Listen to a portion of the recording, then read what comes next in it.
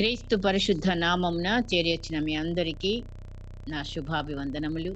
Good morning all of you.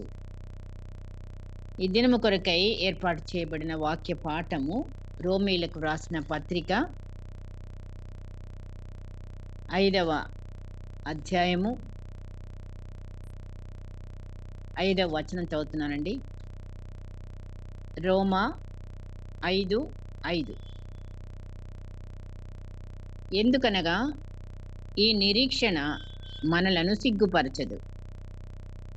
మనకు అనుగ్రహింపబడిన పరిశుద్ధాత్మ ద్వారా దేవుని ప్రేమ మన హృదయములలో కుమ్మరింపబడి ఉన్నది.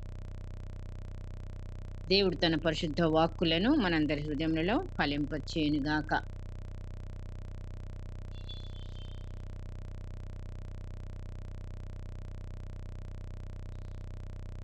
పరిశుద్ధాత్ముని ద్వారా దేవుని ప్రేమ మన హృదయములలో కుమ్మరింపబడి ఉన్నది. పరిశుద్ధాత్ముడు ఈరోజు మన అంశము. పరిశుద్ధాత్ముడు మనలో నివసించుచున్నాడన్న గుర్తులు. పరిశుద్ధాత్ముడు అందరిలో ఉన్నాడు, కానీ కొన్ని గుర్తులు మనకు బాగా కనబడే గుర్తులు. ఈ వ్యక్తిలో పరిశుద్ధాత్ముడు నివసిస్తున్నాడు. అవును, ఆయన మనలో నివసించాలి, గెస్ట్ కాదు.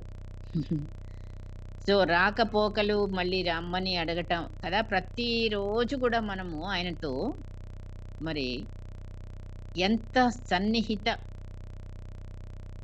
బాంధవ్యంలో ఉన్నాము అనేది ప్రశ్నించుకోవాలి. దినదినం కూడా మన స్నేహము మన పరిశుద్ధాత్మునితో కలిసి నడక అది అధికమవుతుండాలి. ఒకప్పుడు ఉన్నట్లు కాదు. మనము రక్షించబడిన దగ్గర నుంచి మన అనుభవాలు ఆత్మీయంగా చూసుకుంటే కొన్ని స్టెప్స్ మనం పైకి ఎక్కామా లేకపోతే దిగిపోతున్నామా? ఆ దేవునితో కలిసి అంటేనే పరిశుద్ధాత్ముడు మనలోనికి వచ్చిన దినము నుండి ఆయన మనలో నివసిస్తున్నాడు అంటానికి చాలా గుర్తులు ఉన్నాయి. కానీ ముఖ్యమైన ఒక 3 మనం చూసుకుందాం ఈరోజు. అన్నీ మనం ధ్యానించడానికి కాదు కదా మరి, కాబట్టి జస్ట్ మరి ఆయన పరిశుద్ధాత్ముని ద్వారా మనలో బాగా బయటికి కనబడే ఆయన నివసించుచున్నాడన్న గుర్తులు. మనం పోయిన 2 వారాలు మనం ఏం చూసాము? విరిగి నలిగిన హృదయం యొక్క గుర్తులేంటో మనం గమనించాం. ఇప్పుడు పరిశుద్ధాత్ముడు మనలో నివసిస్తున్నాడు, ఉన్నాడు అనే బయటికి తెలియబడే గుర్తు లాంటి ఏంటంటే, మొదటిదిగా మరి నిజంగా ఆనాడు శిష్యులు యేసయ్యని అడిగారు. ఏమని? యోహాను తన శిష్యులకు ప్రార్థన నేర్పుతున్నాడు, మరి మాకు కూడా ఒక ప్రార్థన నేర్పయ్యాను. మంచి మాట. అప్పుడు ఆయన వారికి ప్రార్థన నేర్పించాడు, ప్రభు ప్రార్థన. ఆ తర్వాత చదివితే ఇప్పుడు లూకా సువార్త 11వ అధ్యాయము, లూకా సువార్త 11వ అధ్యాయంలో మనం చూస్తే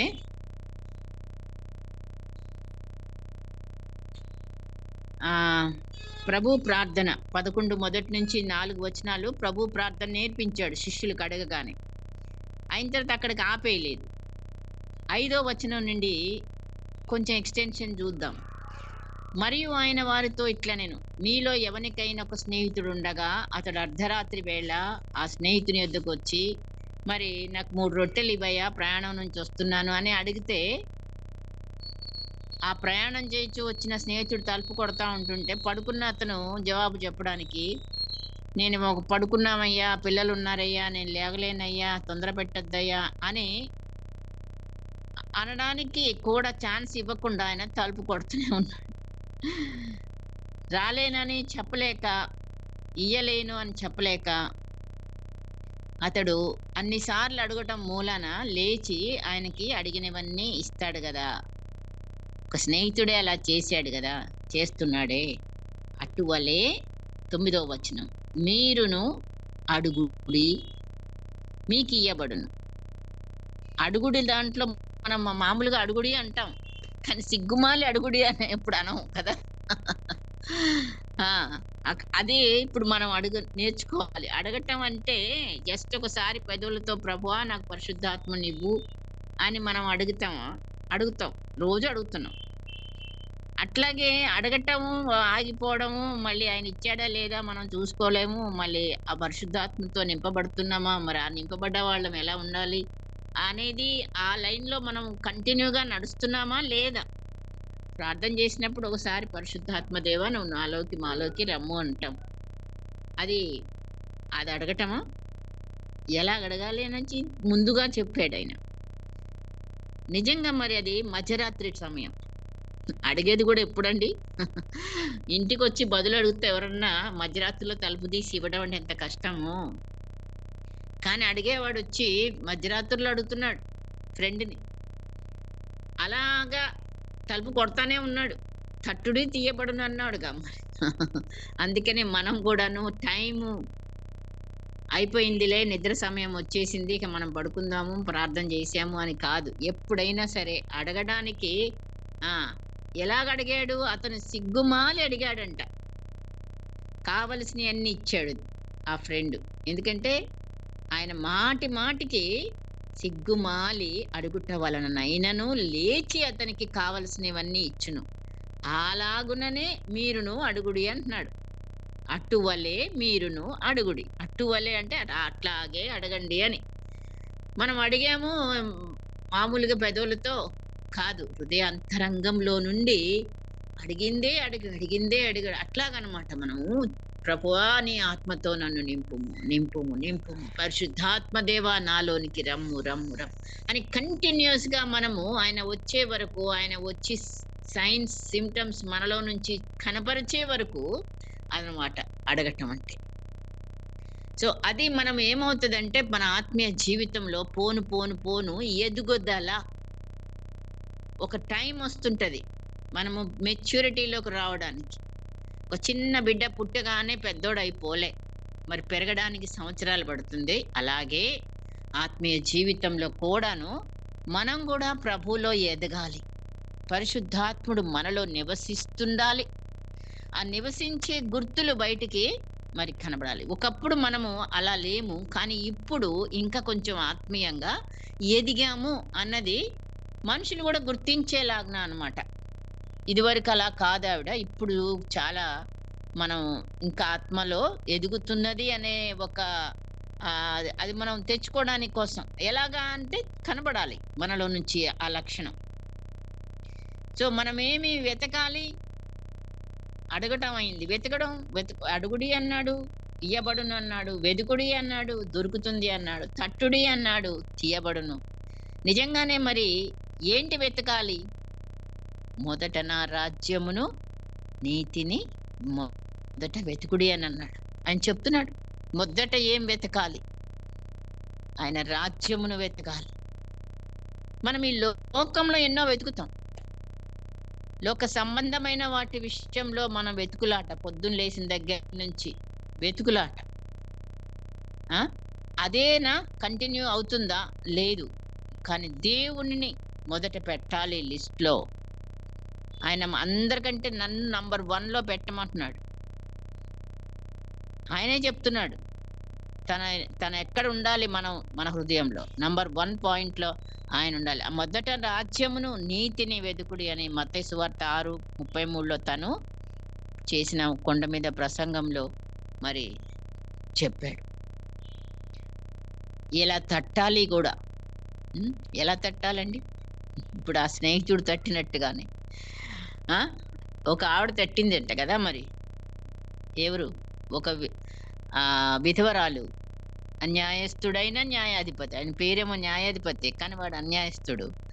అట్లాంటోడి దగ్గరికొచ్చి తలుపు తడతానే ఉందంట. ప్రతిరోజు తడుతుందండి. హ్మ్. నిజంగా మరి ఆ వ్యక్తి విసుగొచ్చి ఇట్లాగే ఇప్పుడు ఈ స్నేహితుడు గనక ఎలా లేసి తను అడిగినవన్నీ ఇచ్చాడో, అట్లాగే ఆ అన్యాయస్తుడే మరి పేరేమో న్యాయాధిపతి. ఇప్పుడున్న కోర్టులు గూడా అలాగే ఉన్నాయి. ఎవరు డబ్బులిస్తే న్యాయం అటు జరుగుతుంది. అంతే. ఆ ప్లీడర్‌కి, ఆ లాయర్‌కి మనం దొంగ పని చేసి కూడా గెలుస్తా ఉంటారు కోర్టులలో. మరిది ఏంటనాలి? ఎక్కడ దేవుని భయముంది? ఎక్కడ నీతుంది? ఎక్కడ న్యాయం? అందుకే దేవుడి నీతిని మనం వెతకాలి. దేవుడు యొక్క రాజ్యమును, నీతిని మనము వెతికే వారంగా ఉండాలి. దేవునితో మనం కలిగుండాలి సంబంధం అండి బాబు. ఇక మరి ఈ లోకంతో కొంతకాలమే, ఎప్పుడు పోతామో తెలీదు. ఆ! పోయిన తర్వాత చేసేదేమీ లేదు. కనుకనే ఇప్పుడే, అందుకే ఈ రోజే, నేడే అన్నాడు. మరి ఏ రోజుకి ఆ రోజు అయిపోతుంది. మనం ఎంతవరకు ఆ రోజంతట్లో ఎంత టైము దేవునితో మనం గడిపాము. మనకిచ్చిన బాధ్యతలున్నాయి. ఓకే. చెయ్యాలి. ఆ బాధ్యతలు నిర్వర్తించాలి. జాబు చెయ్యాలి. కుటుంబం వాళ్ళకి చేయాల్సింది చెయ్యాలి. చేస్తాం. అన్నిటికి టైమింగ్స్ చాలా చాలా పెడతాం. కానీ దేవుడి దగ్గరికొచ్చేటప్పటికి టైం అయిపోవాలి. ఫాస్ట్‌గా అయిపోవాలి. ప్రేయర్ కావాలి. అన్నీ గూడా మనకి లిమిటెడ్‌గా చేస్తున్నాం. మనం దేవుని యొక్క ఆశీర్వాదాలు గూడా మన పట్ల ఎలా ఉంటాయి? లిమిటెడ్‌గానే ఉండొచ్చు. మనం ఏమి విత్తుతామో అదే కోస్తాము అన్నాడు. కనుక మనము దేవునికి ఎంత సమయం ఇస్తాము, దేవునిని ఎంత మనం ప్రేమిస్తున్నాము, దేవునిని ఎంతగా మనము హృదయంలో ఆ! ఆహ్వానిస్తున్నాము, ఎక్కువ శాతము అన్నిటి మీద కంటే నువ్వు దేవుని మీద ఇప్పుడు ఇదివరకున్న అది మనం పోల్చుకోవాలి ఈ రోజున. ఇదివరకు నీ భక్తి ఎలాగుంది? ఇదివరకు నీ యొక్క ఆత్మీయత ఎలా ఉంది? ఇప్పుడు ఎలాగుంది? అని ఎవరికి వాళ్ళం ప్రశ్నించుకోవాలి. నేను ఇదివరకు ఉన్నట్లే ఉన్నానా? కొంచెమైనా ఆత్మీయంలో ఎదిగానా? ఏ రకంగా అనేది ప్రశ్న. అవును.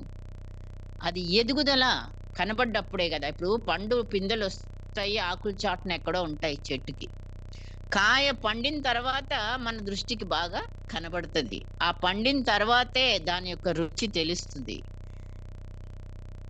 అలాగే మనం కూడాను దేవునిలో మనము మరి ఎలాగా ఆయన పరిశుద్ధాత్ముడు మనలోనికి వచ్చి మరి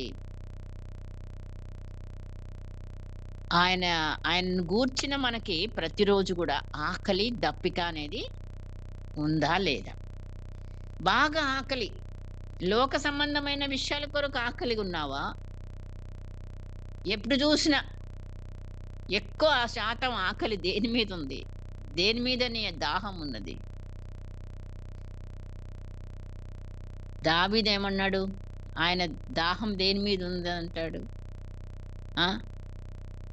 సో, అట్లాగా మనము మరి దాహము కలిగిన బిడ్డలముగా, దేవుని యొక్క సన్నిధి కొరకు తహతహలాడే బిడ్డలముగా, దాహం కలిగిన వారంగా, ఆకలి కలిగిన బిడ్డలముగా, వాక్యాన్ని చదవడంలో, ప్రార్థనలో మరి మనకి ఈ యొక్క ఆశ, ఆసక్తి ఎటు ఎక్కువగా ఉంది? త్రాసులో పెట్టి తూస్తే భూ సంబంధమైన విషయాల మీద అడుగుతున్నామా? పెదవులతోనే దేవుణ్ణి స్తుతిస్తున్నామా? పెదవులతోనే పరిశుద్ధాత్మను ఆహ్వానిస్తున్నామా? ఎక్కువ ఆసక్తి మరి మనం ఎటు చూపిస్తున్నాం? పరిశీలించుకోవాలి. ఎప్పుడైనా సరే వాక్యం వచ్చినప్పుడు అది మనకి, మన హృదయానికి, ఈ వాక్యానికి మనము అన్వయించుకుంటూ మరి చూసుకోవాలి. పరిశీలన చేసుకోవాలి. నిజమే. నేనెక్కడున్నాను? ఎప్పుడో సంవత్సరాల కిందట ఎలా ఉందో అలాగే మనం కంటిన్యూ అవుతున్నామా? భయంలో, భక్తిలో, మరి దేవుని సన్నిధిలో? కానీ ఒకటి ఇప్పుడు దేవుని నంబర్ 1 పాయింట్ ఏంటండి? దేవుని ఆత్మ, పరిశుద్ధాత్మ మనలోకొచ్చినప్పుడు దేవుని ప్రేమ మనలో, మన హృదయంలో కుమ్మరింపబడుతుంది అని వాక్యం చదివాం. ప్రేమ శక్తివంతమైంది. పరిశుద్ధాత్ముడు రాగానే అపోస్తుల కార్యం 1 అధ్యాయం 8వ వచనంలో మనం చదువుతాం గదా! ఆయన మన వాళ్ళ మీదకొచ్చినప్పుడు మనం సాక్షులముగా ఉంటాం భూదిగంతంలో అని. కరెక్టే. శక్తి మనకొచ్చినప్పుడే మనం సాక్ష్యానికి నిలబడగలుగుతాం. ఆ శక్తి మనలోకొచ్చినప్పుడు, పరిశుద్ధాత్ముడు వచ్చినప్పుడు వెంటనే మరి అద్భుతాలు జరిగించుట, భాషలు మాట్లాడుటనా, కొండలను పెకిలించే శక్తియా? మరి నిజంగా మరి ఇక్కడ చూస్తే కొరింథీయులకు రాసిన మొదటి పత్రిక మరి 13వ అధ్యాయంలో మనం తెలుసు మనకి. అక్కడికొస్తే చూస్తే ఏముంటదక్కడ? ఏ శక్తి కనబడుతుంటది? ఎన్ని ఉన్నా గూడా ప్రేమ లేని వాడనైతే వ్యర్థుడను అన్నాడు. నిజంగా మరి చాలా విషయాల్లో భాషలతో, దేవదూతల భాషలతో మాట్లాడినను. ప్రేమ లేని వాడనైతే మ్రోగెడు కంచు గణగణలాడు తాళము అన్నాడు. ప్రవచించు కృపావరములు కలిగి మర్మములు జ్ఞానమంతయు ఎరిగిన వాడనైన కొండలను పెగిలింపగల పరిపూర్ణ విశ్వాసము గలవాడు. ఇవన్నీ కావాలి 100%. ఇవి లేకుండా మనం బ్రతకలేము. కానీ వీటన్నింటిని మించింది ప్రేమ. ప్రేమ లేకపోతే ఇవన్నీ ఉండి కూడా వ్యర్థమంట. ఆ ఒక్క ప్రేమ ఎంత గొప్పదో చూడండి మరి. ఆ ప్రేమ ఏ ప్రేమ అది? దేవుని ప్రేమ అంటాం, నిజమే. ఇప్పుడు రోమీయులకు రాసిన పత్రిక మనం చదివిన 5వ అధ్యాయం దగ్గరికి వెళదాము. మరి నిజంగా మనల్ని ఏ స్థితిలో ఆయన మనల్ని ప్రేమించాడు, ఎలాగా ఆయన మన కొరకు ప్రాణం పెట్టాడు. ప్రాణం పెట్టే అంత ప్రేమ నీ కొరకు, నా కొరకు. మన స్థితిగతి ఎలా ఉందండి అంటే 5వ అధ్యాయము రోమీయులకు రాసిన పత్రిక 6వ వచనం చూస్తే ఒకటిగా నంబర్ 1, మనం ఇంకా బలహీనులమై ఉండగా. ఏమై ఉండగా? బలహీనులం. ఎన్ని విషయాలలో బలహీనులమే. దేనిలో కూడా బలం లేదు. శరీర రీతిగా, మానసిక రీతిగా, ఆత్మీయ రీతిగా ఎక్కడ కూడా మనకు బలం, ఒక స్ట్రాంగ్నెస్ అనేది లేని బలహీనులం. మనం ఇంకా బలహీనులమై ఉండగా క్రీస్తు యుక్త కాలమున భక్తిహీనుల కొరకు చనిపోయింది. బలహీనులు, భక్తిహీనులమై ఉండగా ఆయన మన కొరకు చనిపోయి, అంటే ఎట్లా? దేని విషయంలో? ప్రేమతో. ఆయన మనల్ని ప్రేమిస్తూనే, మనం బలహీనులమై ఉన్న ఆ స్థితిలో మనల్ని ప్రేమించాడు, మన కోసం చనిపోయాడు. అట్లాగే అయితే దేవుడు 8వ వచనం, మన ఎడల తన ప్రేమను వెల్లడిపరచుచున్నాడు. ఆయన చాటుమాటుగా ప్రేమించటం లేదు. దేవుడు మనల్ని బహిరంగంగా ప్రేమిస్తున్నాడు మనల్ని. ఎట్లాగా? మనం ఇంకా పాపులమై ఉండగానే. మన పరిస్థితి 3 విధాలుగా ఉన్నాం. బలహీనులమై ఉన్నప్పుడు ప్రేమించాడు, చనిపోయినాడని. అలాగే మనం ఇంకా పాపులమై ఉండగానే, మనమేమన్నా పరిశుద్ధులమా? కాదు, పాపులమే ఉండగానే ఆయన మన కొరకు మరి రక్తం కార్చి మరి మనల్ని నీతిమంతులుగా తీర్చాడు. 10వ వచనంకి వస్తే, మనము ఏలైనగా శత్రువులమై ఉండగా ఆయన కుమారుని మరణము ద్వారా మనము దేవునితో సమాధానపరచబడిన ఎడల సమాధానపరచబడిన వారమై మనం ఆయనతో జీవించుట. నిజంగా మరి ఇన్ని విధాలుగా మనము మన పరిస్థితి శత్రువులము, బలహీనులము, పాపులము. సో దేవుని ప్రేమ ఎలాంటిది అంటే, ఇదిగో ఈ రకంగా ఉన్న మనల్ని ఆయన, నన్ను ఆ రీతిగా ప్రేమించిన శక్తి ఇప్పుడు పరిశుద్ధాత్ముడు నీలోకి, నాలోకి వచ్చిన తర్వాత మరి మనము ఏ ప్రేమను కలిగి ఉండాలి అంటే, ఇదిగో ఈ ప్రేమనే కలిగి ఉండాలి. మన చుట్టూనున్న, లేదా మన ఇంట్లో ఉన్న మన వ్యక్తులే, మన సొంత వాళ్ళకే మరి ఏ బలహీనత అయినా ఉండొచ్చు. ఒకప్పుడు ఆ బలహీనతను చూసి మనం అసహించుకున్నామేమో. నిజంగానే మెట్టుగా ఎదుగుతున్నాం గనక ఇప్పుడు ఈ మాటలు చెప్పడానికి మనం నిజంగా మరి ఆ బలహీన పరిస్థితిలో ఉన్న వ్యక్తిని ఏం చేయాలి? మనము ప్రేమించాలి. మనకి ప్రేమ రాదు, కోపం వస్తుంది. పాపులము, మనతో మనం ఒకవేళ మారు మనసు పొంది ఇంకా ఇంట్లో ఉన్న నలుగురిలో మరి మారు మనసు లేకుండా ఉన్న బిడ్డలు ఉంటారు. సంఘంలో కూడా సేమ్ థింగ్. మారు మనసు రాని బిడ్డలు ఇంకా ఉంటారు. వాళ్ళని చూసి మనం వాళ్ళని దూరం పెడతామా? లేకపోతే వాళ్ళని ప్రేమిస్తూ, ప్రార్థిస్తూ వాళ్ళని దగ్గర తీసుకొని మరి వాళ్ళకి రక్షణ చూపించడానికి పరిశుద్ధాత్మని ప్రేమ నీలో ఉంటే ఆ శక్తి మనకు వస్తదంట. ప్రేమించడం ఈజ్ నాట్ ఎన్ ఈజీ. మనకు ఆ శక్తి దేవుడిస్తే తప్ప మనం ప్రేమించలేమండి. అవును. శత్రువులను ఎలా ప్రేమిస్తాము?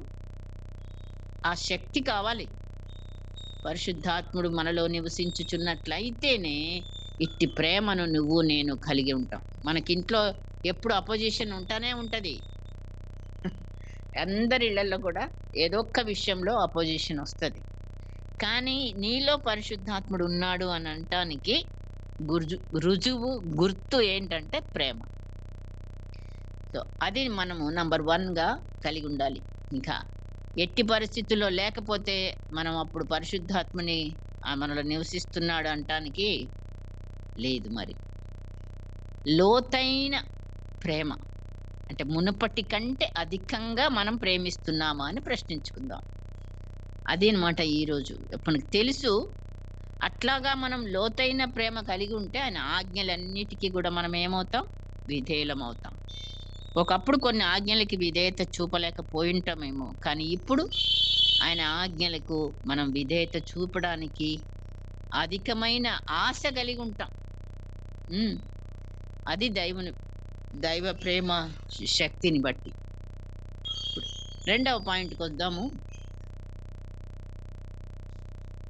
పరిశుద్ధమైన జీవితాన్ని జీవించాలన్న తృష్ణ అధికంగా ఉంటుంది. దేవుడు పరిశుద్ధాత్ముడు మనలో నివసిస్తే మనం ఎలాగుంటాము?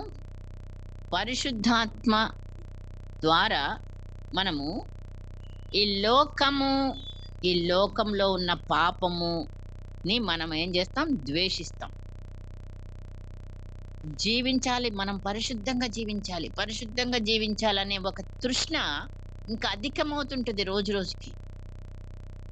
నేను పరిశుద్ధుడను అన్నాడు. మనం కూడా పరిశుద్ధులం ఉండడం అసాధ్యం అనే రోజులు ఒకప్పుడు ఉండే. మనం ఎక్కడుంటాం? ఆయన పరిశుద్ధుడు, ఆయన దేవుడు గనక ఆయన పరిశుద్ధుడు, ఆయన ఉన్నాడు. మనం మానవులము. మరి పాపం చేయవాడు ఎవడు లేడు, నీతిమంతుడు ఎవరు లేని ఆయనే చెప్పాడు కాబట్టి మనం ఇక పరిశుద్ధులంగా ఎప్పుడుంటాం? ఉండలేము అనే ఒక నిర్ణయానికి వచ్చేసి ఉంటాం. కానీ ఆయన ఎందుకు ఆజ్ఞ పెట్టాడు? నేను పరిశుద్ధుడను, మీరును పరిశుద్ధుడై ఉండుడి. ఇదిగో మెట్టు మెట్టుగా ఎదిగే కొద్దీ మనకు ఆ బుర్రలో నిజమే పరిశుద్ధులంగా ఉండగలము కాబట్టే ఉండమంటున్నాడు. కొందరు ఉన్నారు అలాగా. మనకి ఎదురుగుండా ఉన్న భక్తులు బైబిల్‌లో. వాళ్ళు మనుషులే. మరి వాళ్ళు ఉండగలిగినప్పుడు నీవెందుకు ఉండలేవు? నేనెందుకు ఉండలేను? ఉండగలము. మనము ఈజీగా తీసేయకూడదు. పరిశుద్ధత లేనిదే ప్రభువును చూడలేడు. ఇక పరలోకం ఏం చూస్తాము? పరిశుద్ధత హృదయ శుద్ధి గలవారే ధన్యులు, వారు దేవునిని చూచెదరు. సో, ఈ శుద్ధీకరణ దినదినం జరగాల్సిందే. ఇప్పుడు లైక్ ఫిజికల్‌గా మన హార్ట్‌లో ఏం జరుగుతుంది క్షణ క్షణం కూడాను 2 భాగాలున్నాయి. మనకందరికీ తెలుసు. మరి అలాగా మరి చెడు రక్తము మంచి రక్తముగా మార్చబడి మళ్ళీ మనకు సప్లై చేయిస్తున్నాడు. ముందు ఫిజికల్‌గా చూపిస్తాడు దేవుడు. తన ఆత్మీయంగా వెళ్ళమంటున్నాడు మళ్ళీ. కాబట్టి మనం పరిశుద్ధంగా జీవించాలి. ఈ లోకంలోనే ఉన్నాము. పాపంలోనే ఉన్నాము. పాప ప్రజల మధ్యనే ఉన్నాము. మన అన్ని చుట్టూ అంతే ఉన్నాయి. మనకు ఆకర్షణీయాలు ఎన్నో ఉన్నాయి. కానీ అక్కడే నువ్వు నిగ్రహము, ఆత్మ ఫలములో నిగ్రహం ఉంది. సో, ఆ నిగ్రహం కలిగిన బిడ్డలంగా మనం శరీర మాత్రులమే అయినప్పటికీ దేవుని చిత్తాన్ని, ఇష్టాన్ని మనం నెరవేర్చే వారంగా ఉండాలి. మన ఇష్టాలు, మన చిత్తాలని కొట్టివేస్తూ మన శరీరాన్ని యేసయ్య మనకు చూపించాడు. తన శరీరాన్ని ఏం చేశాడు యేసయ్య? సిలువకు అప్పగించాడు సంపూర్ణంగా. అంటే శరీరం మాత్రమే అప్పగించాడా? కాదు. తన యొక్క విల్ ఆయన ఏంటి? నా చిత్తము కాదు, నీ చిత్తమే నెరవేరునుగాక అన్నాడు. మన చిత్తం ఏంటంటే బాధపడటం ఇష్టం లేదు. అసలు అది సిలువ మోయటమే ఇష్టం లేదు. ఇంక సిలువలో చచ్చిపోవడం అంతకంటే చె చెప్ చెప్పలేని పని. అందుకనే మనము హింసలొస్తున్నాయంటే భయపడతాం. హింసలొస్తున్నాయంటే అవాయిడ్ చేయడానికి మనము నిలబడతాం. అది కాదు. ఈ శరీరాన్ని ఏ రీతిగా మరి శ్రమకు, సిలువకు అప్పగించాలో మన అవయవాలంట. ఏంటి ఆ అవయవాలండి? మన అవయవాలంటే మనకున్న ఈ ఈ శరీర అవయవాలేనా? చూద్దాం. కొలస్సీ పత్రిక 3వ అధ్యాయము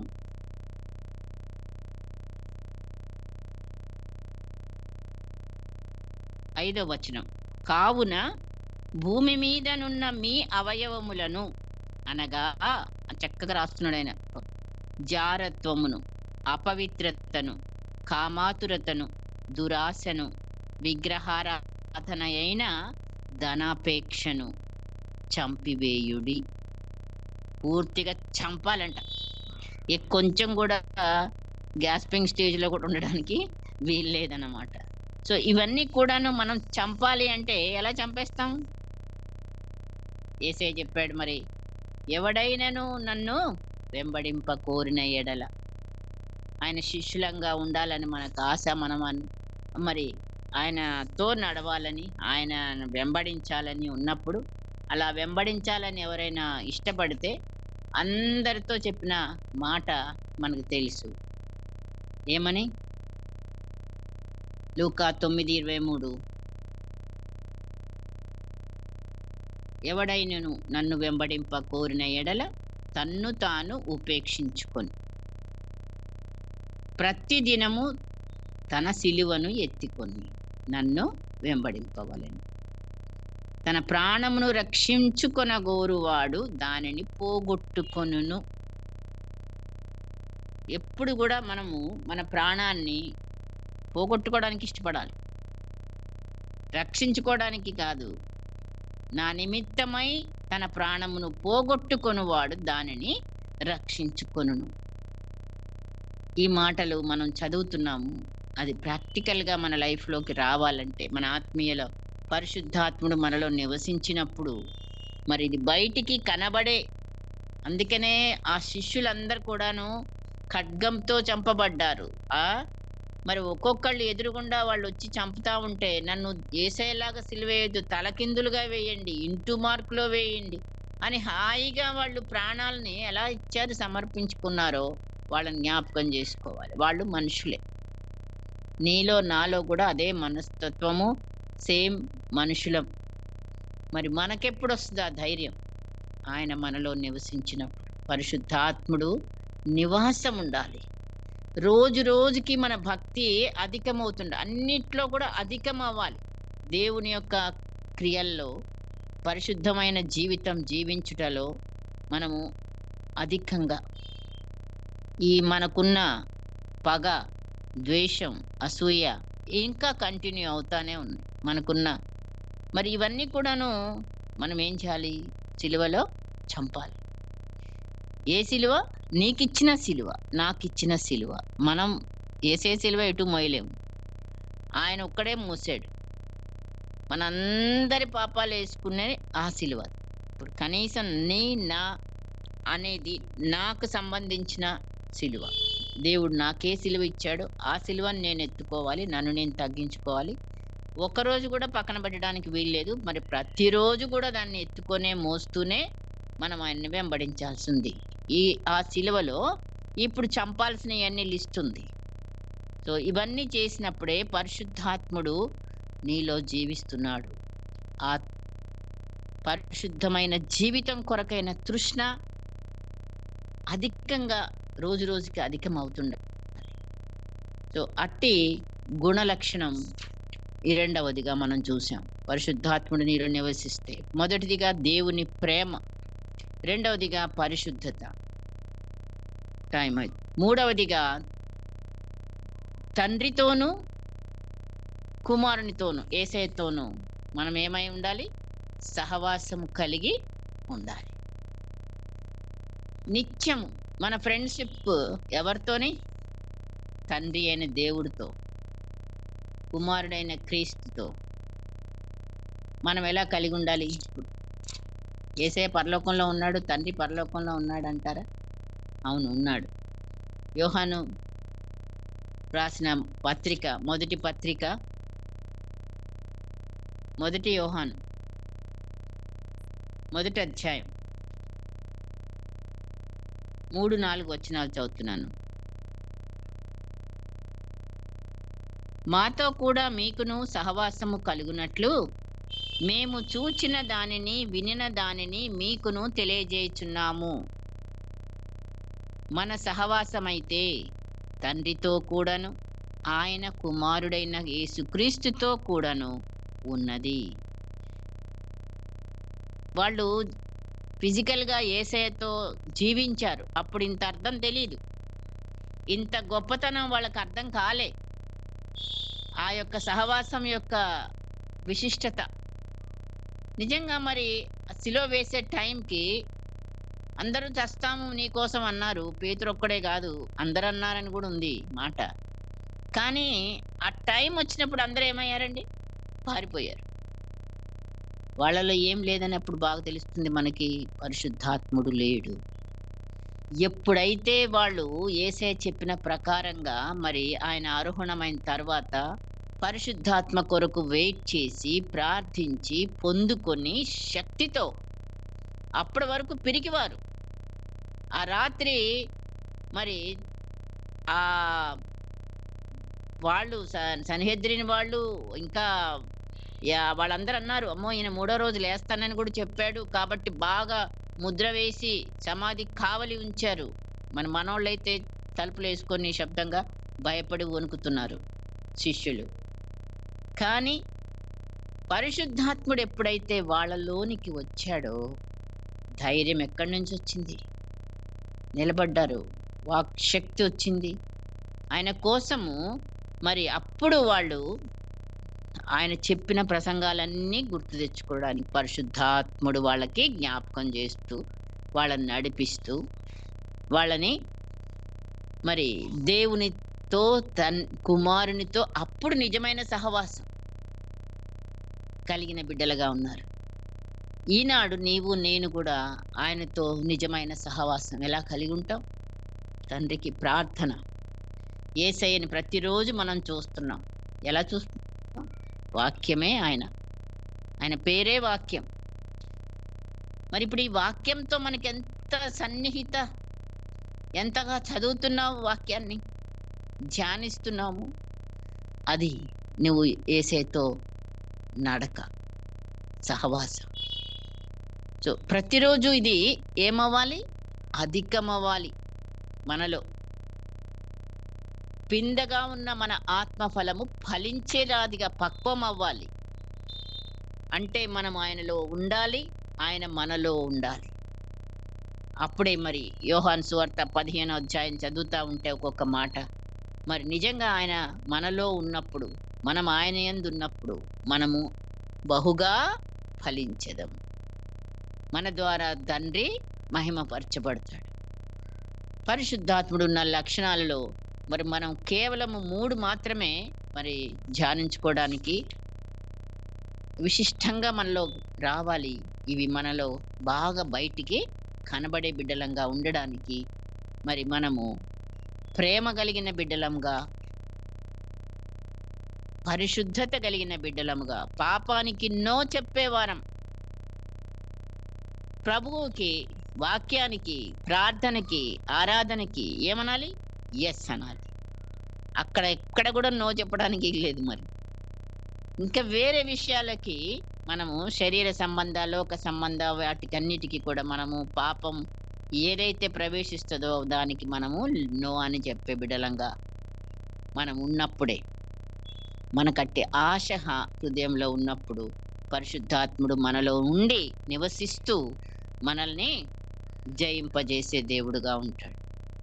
అలాగే మూడవదిగా తండ్రి కుమారుడితో మనం సహవాసం నిత్యము కలిగి ఉండాలంటే పరిశుద్ధాత్ముడే మనకు సహాయం చేయాలి. వాక్యం చదివినప్పుడు మనకు గ్రహింపు రావాలి, ప్రార్థన చేసినప్పుడు జవాబు రావాలి. నిత్యము మనకి ఆయన తోడై ఉన్న ఒక ధైర్యం రావాలి. ఆ సహవాసంలో ఉంటే ఈ చెడు సహవాసాలన్నిటిని కూడా మనము దూరపరుస్తాం. ఆయనతో ఉంటేనే ఆత్మఫలం ఫలిస్తాం. లేదంటే లేదు. మనలో అభివృద్ధి దేవుడు చూస్తున్నాడు. ఎంతవరకు నీవు, నేను ఇట్టి అభివృద్ధిలోకి వచ్చాము, వస్తున్నాము, ఇంకా రావాలి. పరిశుద్ధాత్ముడు మనలో సంపూర్ణంగా నివసించాలి. అట్టి శక్తి పరిశుద్ధాత్ముడే మనకి అనుగ్రహించునుగాక. ఎప్పుడు మనం ఆయనకి మనము సంపూర్ణంగా ప్రతిరోజు సమర్పించుకుంటూ అడిగినప్పుడు, వెతికినప్పుడు, తట్టినప్పుడు ఖచ్చితంగా ఆయన వాగ్దానం ఉంది. అడుగు ప్రతివానికి తన పరిశుద్ధాత్మను నిశ్చయముగా అనుగ్రహించేదను. అడగాలి. అడుగుతూ అడుగుతూ పొందుకుంటూ దేవుని ప్రేమ అనే శక్తిని పొందుకుంటూ, పరిశుద్ధత అనే శక్తిని పొందుకుంటూ, దేవుని సహవాసంలో ఉండడానికి కూడా నీకు శక్తి కావాలి. లేకపోతే మనం ఆయనతో సహవాసం ఆయనతో ఎలా చేయగలుగుతాం? కాబట్టి అట్టి శక్తి పరిశుద్ధాత్ముడు మనకందరికీ దయచేయునుగాక. ప్రార్థన చేసుకుందాం. పరిశుద్ధుడైన మా తండ్రి, ప్రేమగల దేవా, నాతో మాతో నీ మాటలను మాట్లాడి మా హృదయాలను నీ తట్టు ఆకర్షించిన దేవుడు, నీకు వందనాలు, వందనాలు, స్తోత్రాలు చెల్లిస్తున్నాము. ఆత్మదేవా, నాలో మాలోనికి వచ్చినందుకై మమ్మల్ని ప్రభువా ఈ నీ ఆత్మీయ జీవితంలో అభివృద్ధిని చూడగలుగుటకు నువ్వు ఆశిస్తున్నావయ్యా. నీ స్వరూపాన్ని ఏర్పరచుటకు నువ్వు ఆశిస్తున్నావయ్యా. అందుకే మమ్మల్ని ఎంతగా ప్రేమించావో ఆ ప్రేమను మా ప్రక్క వారికి, ఇంటి వారికి, సంఘానికి మేము చూపాలని ఒక ఆజ్ఞనే పెట్టావయ్యా. అది మేము నెరవేర్చాలంటే తండ్రి పరిశుద్ధాత్మ దేవాన్ని మాలో నివసిస్తేనే తప్ప మేము పొందుకోలేమయ్యా. రమ్ము రమ్ము పరిశుద్ధాత్ముడా, నాలోనికి మాలోనికి వచ్చి నీవు నివసిస్తూ అయా నీ ప్రేమ శక్తిని నాకు అనుగ్రహించమని, అలాగే నీ పరిశుద్ధతను ప్రేమించే వారముగా పొంది ప్రభు ఆ పరిశుద్ధతతో జీవించే వారముగా అయ్యా. మరి అలాగే తండ్రి నీతో యేసు ప్రభువారితో నిత్యము సహవాసంలో ప్రభువా మేము ఉండుటానికి మమ్మల్ని మేము ఈ ఉదయ కాలంన నీకు సమర్పించుకొనిచుండగా పరిశుద్ధాత్మదేవ మా చేతులు ప్రభువా నీవు పట్టుకొని నాయన మీరే మాలో ఉండి మాకు ఇట్టి ఆశను కల్పించి ఆ ఆశను మీరు నెరవేర్చుకొని నీ స్వరూపంలోనికి మమ్మల్ని మార్చుకొనమని, అనేకులకు ప్రయోజనకరమైన బిడ్డలముగా ఉండడానికి మమ్మల్ని మీ ఆశీర్వాదమునకు అప్పగించుకుంటూ యేసు పరిశుద్ధ నామమున అడిగి వేడుకొనుచున్నాము తండ్రి. ఆమేన్.